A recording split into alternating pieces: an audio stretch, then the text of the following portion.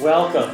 I just want to say thank you to our guest today. This is our Friday Features, as our video portion of Friday Features, and I'm joined today with Mary V. Hill and Farrah Reedy. Mary is a former operations director for a private, nonprofit, I should say, Health Sharing Ministries organization, and Farrah Reedy is our practice administrator here at Tepeyac OBGYN, and just want to say thank you and welcome. This is the kind of culmination of the month end of our Friday Features, where in this month we talked a lot about, throughout the articles, about health sharing ministries and what they are and their impact that they have on practices like ours at Tepeyac and practices that in healthcare in general. And we're really fortunate to have Mary and Farrah here to talk. So welcome, Mary. Thank you. And Farrah, if you guys could Thank you. give me a quick little synopsis. Mary, you come from a really deep understanding of this, having practical operational knowledge of it. Tell me a little bit of the history and the background of Health Sharing Ministries. Sure. So Health Sharing Ministries has been around for about 20, 30 years. And it was started with the idea that so with ministries, particularly with Christians, it was thought of the idea of having a cooperative kind of effort in which, very biblical way of approaching healthcare. Kind of a values standard, values approach. Okay. And very much like, and I think, one of the ministries puts it very well by saying that it's about bearing one another's burdens, stated in Galatians. And so, and that's exactly what it does. It's about community. It's about bearing each other's burdens and sharing the financial needs of people and supporting them with prayer. It is wonderful. I can say myself as a client of a couple of different health sharing ministries in the past few years for myself and my family. It is wonderful. It's wonderful to see that not only am I, as I write my check towards my monthly contribution, that I know where it's going in a lot of these cases, that it's going to Mary Smith, who's fighting breast cancer in Detroit, or it could be Jim or Jones or whatever in California, and he has a broken leg or something. It's something that tangible and real, and it's a nice, impactful thing. It's very member focused. Yes. It's very member focused. It puts power in the hands of the members, basically. Yeah. So, but it seems like it's historically, I never really heard about it until kind of maybe the last 8 or 10 years. It seems like it's really blossomed or gained a lot more notoriety. What happened there? Yeah, so as I said, it's been around for about 20 to 30 years, but ever since the Affordable Care Act came into play, there was a lot of concerns by a lot of Christians that just didn't want to contribute money towards insurances that were funding what they would consider morally objectionable services like abortion, birth control, in vitro fertilization, euthanasia, et cetera. And so that really caused an explosion, so to speak, because health insurance actually still owns the marketplace. But that caused many people to look for alternatives in which to invest their money in a way that they felt like they could act according to their conscience. So it's really a way to practice your religious freedom. It's a way to act according to your conscience. It's a way to build the Christian community and support them. And I think also at the same time, being compliant with the Affordable Care Act itself, which required you to either have your own health insurance through your employer, go out and buy Obamacare, or this was another alternative. Exactly. No, that's a very good point, Will. So one of the highlights of Health Sharing Ministries is that if you have been in existence since 1999, then you are able to provide this kind of option for people that would be exempt from the individual mandate of the Affordable Care Act. So if people decide to invest their money in health sharing in addition to health insurance or in lieu of it, they would not have any tax penalty. Okay, that's right. It's interesting. I think it looks and it feels like healthcare insurance, but technically it's not really labeled that, is it? That's right. So health insurance is really a very different format, although, like you said, it looks like it. And so it looks like it because people typically pay a monthly, what would be considered a monthly premium. And so that would go to either a company or it would go directly to a person, as would be the case for health sharing. Whereas, so there's this monthly premium looking thing, and then there's also something that would look like a deductible as well. And there's also a group of people that would also approve a health need for the health sharing. So in many ways, it does look like health insurance. Yeah. Now, where it is different is that the money that comes in isn't treated the same way as health insurance. Rather, it is the money that comes in is actually largely, if not exclusively, going to a person in a health need. Right. Covering the costs, the medical costs that are That's incurred. right. Yeah. That's right. Instead of it going largely to what is debatable, largely to the middleman or overhead costs. Right, or a for-profit entity, really, which Correct. is the health insurance companies. Farah, from your perspective as a practice administrator, how? Tell me a little bit of background that your experience tells you. Are there a lot of people using it, or do you find it good, or what are some of the pros and cons? So, as Mary stated, it is technically not an insurance company, but it is actually a great alternative to a healthcare insurance company.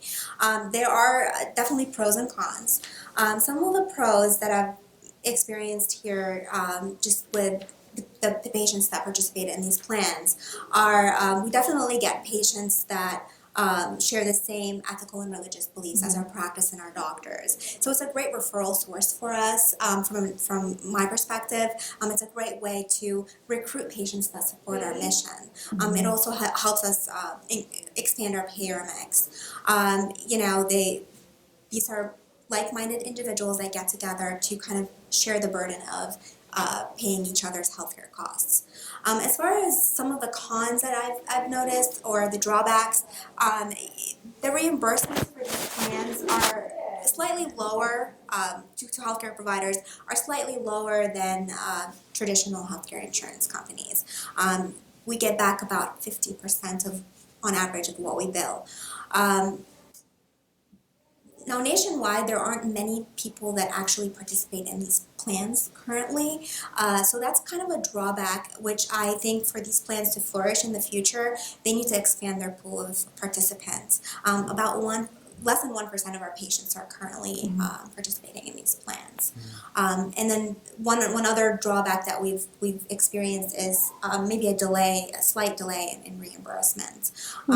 But overall, it's definitely a great alternative to healthcare insurance. It's a great way of, recruiting like-minded patients that share our mission. That's good. I think of that's a great, really, pros and cons, particularly from the doctor's perspective and the practice perspective. I look at it as someone who actually, and Mary, you were the same way. You've been a client of it as well, and I think, to me, the pros and cons. Pros are fantastic, and to be honest with you, it really breaks down into a practical cost per month. What is it going to be? And there are some very competitive rates, and they're like insurance companies. You have to weigh them all out. All the different health sharing ministries do have competitive scenarios, and for us and our family, it was going to be about half the cost of if I went through the program through Divine Mercy Care and Tepeac's plan. It's a monthly, it costs half as much for Divine Mercy Care as it does, and then yet at the same time I still have the same deductible, the annual deductible. So for us, it's really great. From a practical standpoint too, Mary, maybe you can fill it. How does it work if one in the viewership really was looking at this and saying, hey, should I consider that as a patient? How does it really work? In how would I work with my doctor? How do I work in getting reimbursement for costs? So if there's a health need, so first of all, a person would need to understand that there are certain things covered and not covered. So unlike insurance, health sharing only covers, so it's on a need-to-need basis, which is specific towards non-pre-existing conditions and usually chronic health issues. So if you come in with having let's say diabetes, right? That won't be covered. But if you come in and then there's whether it's a catastrophic incident like having a car accident, a broken leg, or some sort of let's say, back injury or urinary tract infection or whatever, if it's typically above a certain amount, which, for example, one of the health sharing ministries has says that you have to pay the first $300 out of pocket. And so if your bill is greater than that, then it would be that amount greater than that would be covered by the health sharing. And it's called the unshared amount, correct? Like that's the Correct. deductible amount Yep. compared to insurance companies. Exactly. But what's interesting about that too, though, just to kind of add a little piece to that is, let's say if your bill came out to $1,000, right? But then you're able to negotiate with your provider or hospital facility for $700. Well, you actually don't have to pay that $300. That $700 is actually going to be paid by the health sharing ministry. Yes. So that's an interesting way Yes. to also look at it. So there's a lot of very interesting benefits to it. Now, some people also combine the health sharing ministry with health insurance. And a lot of times that's because health insurance, for example, would cover, at least through the Affordable Care Act, would cover preventive care. So, you go to your wellness visits as a woman, get your pap smears and whatnot. And then, you get that covered by health insurance, and then the health sharing ministry would then cover, these other aspects that you might come across, these other health issues you might come across, versus with the health insurance having to pay that large deductible, for example. So to put this in very practical terms, a person can pay, let's say, $200 a month on health insurance, and then combine it with a health sharing paying like $100 to $200 a month. And having both could be very beneficial to someone, because with their health insurance, with that $200 a month, they would get all their preventive care needs met. And then with the other $100 to $200 a month with health sharing, that would cover, it covers up to a maximum of $250,000 to $1 million per incident. And so, I mean, that's just, a lot of people combine it that way because it just makes better sense. That way they don't have to pay the $6,000 that a lot of the $200 a month premiums of health insurance requires. So Or in place of a secondary insurance. It's kind of like that. Yes. Yeah. Well, you've kind of partially answered my next question, which is like, who's an ideal candidate for this? And I always thought in my head, well, maybe it's the self-employed individual who isn't part of a group plan and really needs to find something, particularly if they're of strong Christian or moral ethics and they don't really want to prescribe to what other health insurance offers or the Affordable Care Act offers. And but you're saying that, okay, so this isn't probably more, it's more than just that group of people. Yeah. It's really, it could be as a supplemental as well. So when you were in the position of operations, what was your best type of client? Who were you targeting your marketing towards? So the ideal client could be, or the people that most benefit from this would be people who are like young adults that are no longer covered by their parents' health insurance, because young adults can be covered up until like age 24, 26. Yeah. And so let's say they don't have health insurance for whatever reason, this is a good option, especially if they're also healthy. And also this is really beneficial for small business employers and employees, and also very beneficial for families, because, for example, like a family of four, health sharing would cover a cost of $400 a month, right? Versus insurance, which would be like twice that. Yeah, absolutely. We currently have employees that have elected to participate in these plans rather than our group plan that we offer here. Just for cost purposes. If they have a big family and they don't want to pay out of pocket for their dependents, they choose these plans. Exactly. Now, there are some pieces that people should be aware of too with health sharing. With health sharing ministry, because they are largely Christian, they do require people to sign a statement of faith. And that statement of faith requires them to practice a Christian lifestyle. So one is agreeing that they are going to take care of their bodies which are a temple of the Holy Spirit. And so they are going to be ones that aren't going to smoke tobacco and other things. They are not going to abuse drugs or alcohol, and that they are not going to practice extramarital sex.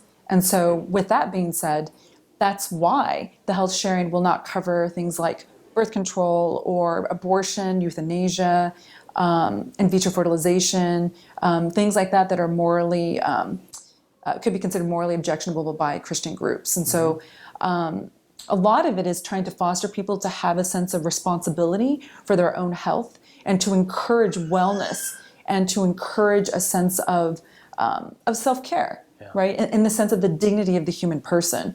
And so there's a lot of aspects about that in practicing a Christian lifestyle, it really kind of puts your money where your faith is, right? Absolutely. It also helps decrease healthcare costs. Well, I mean, exactly. That's where the members are now taking charge of their health and making decisions that will bring down costs in general.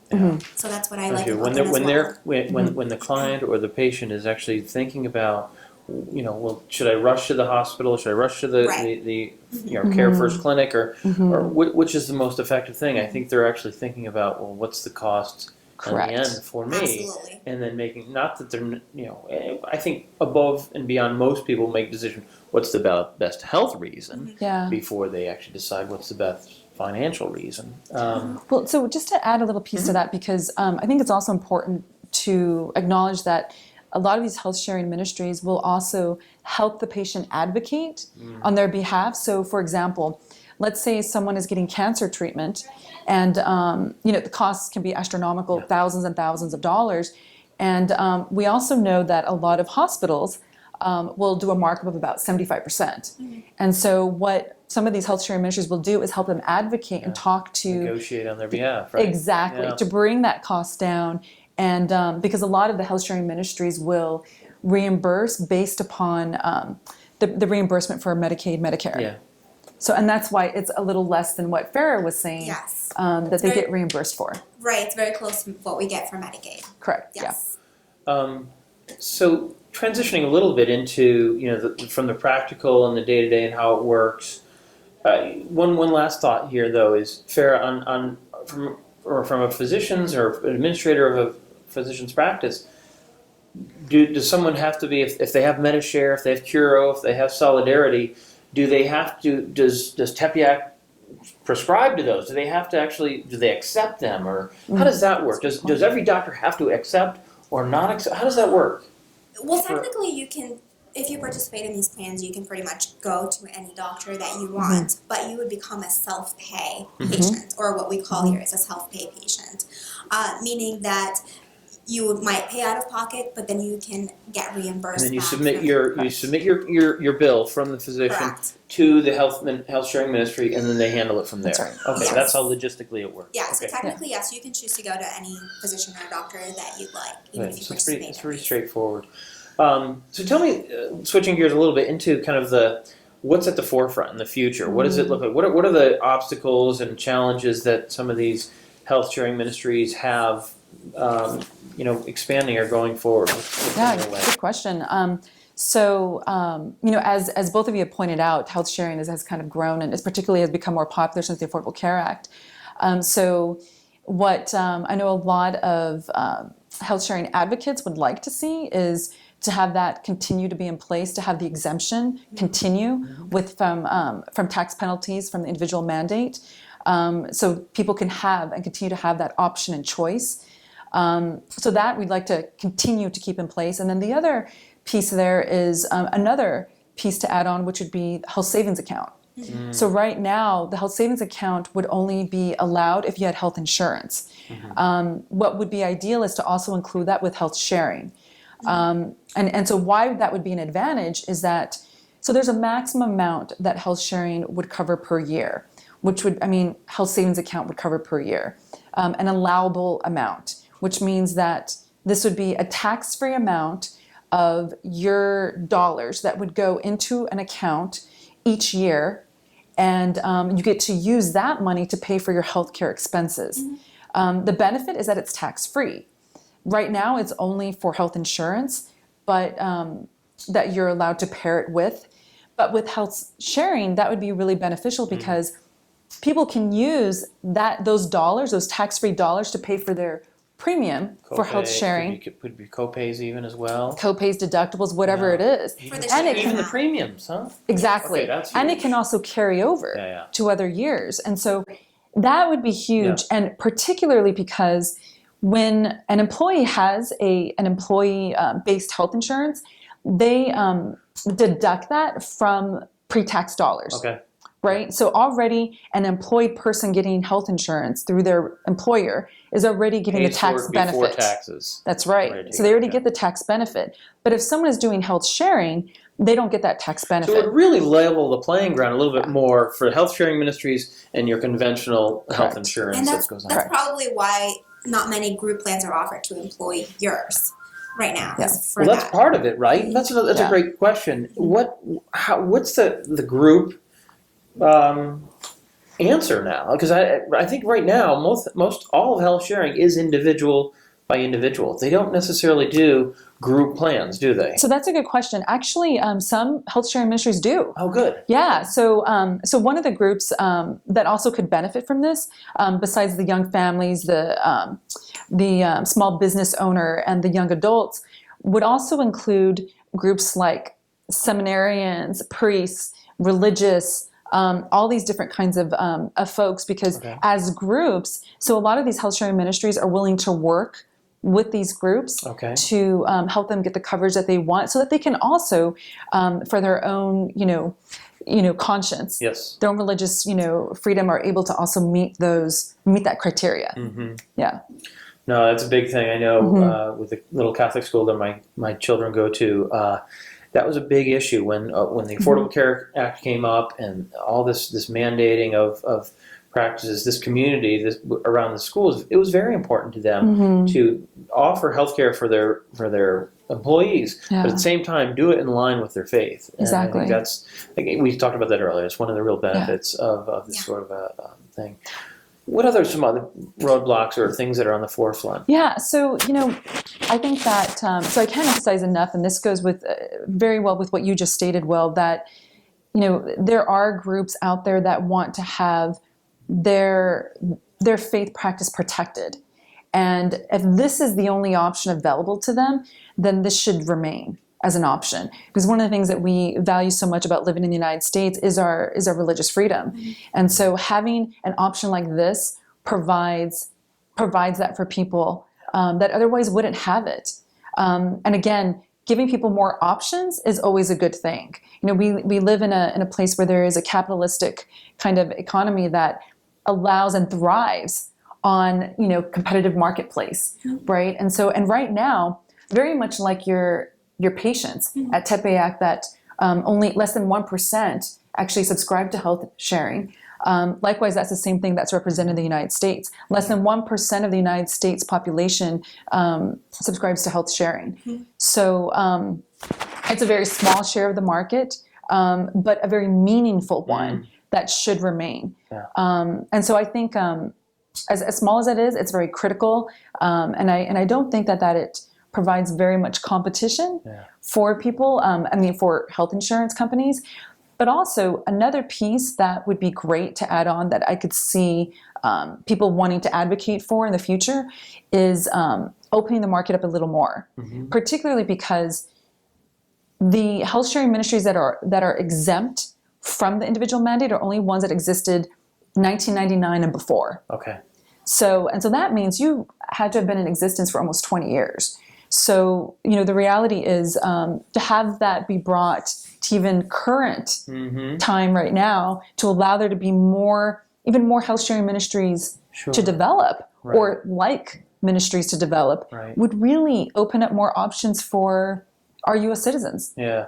And so some of these health sharing ministries have kind of, maybe I don't know if this is the right word to say, fair to say, that they've done a workaround. They've partnered with maybe some of these others. I'm pretty sure Solidarity has partnered with Liberty to do that. And I think Curo has done with Samaritan Health. So there's been ways to try to work around this, but it still is not creating that level playing field or opportunity for growth and expansion within health ministries.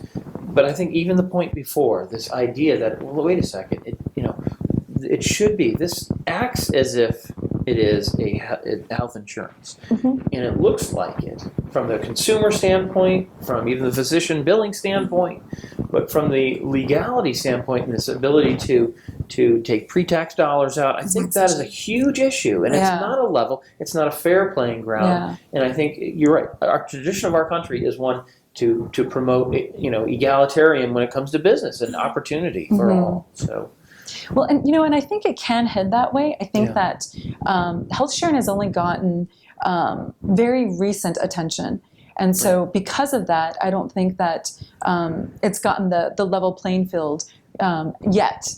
But I think that, we live in a place where people can be very reasonable. And I have faith that people will see this as being an important option that should have that. Absolutely. No, and I think, healthcare these days and how to, I often describe it as mercury on a plate. I mean, it's always changing, and you see it. You've seen it in your experience, and just constantly evolving, constantly changing, a little bit unpredictable sometimes.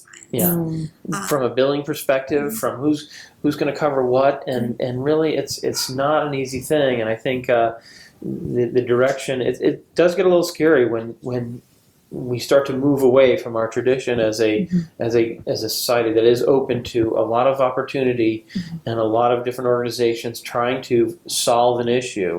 When that gets constricted, and anyway, it's an interesting topic for sure. Health sharing ministries. I personally, as a client of it, as a beneficiary of it, I love it. I think it's great. It makes all the sense in the world to me. And it certainly, is in alignment with my family values, and certainly in line with what we do here at Divine Mercy Care and Tepeyac OBGYN.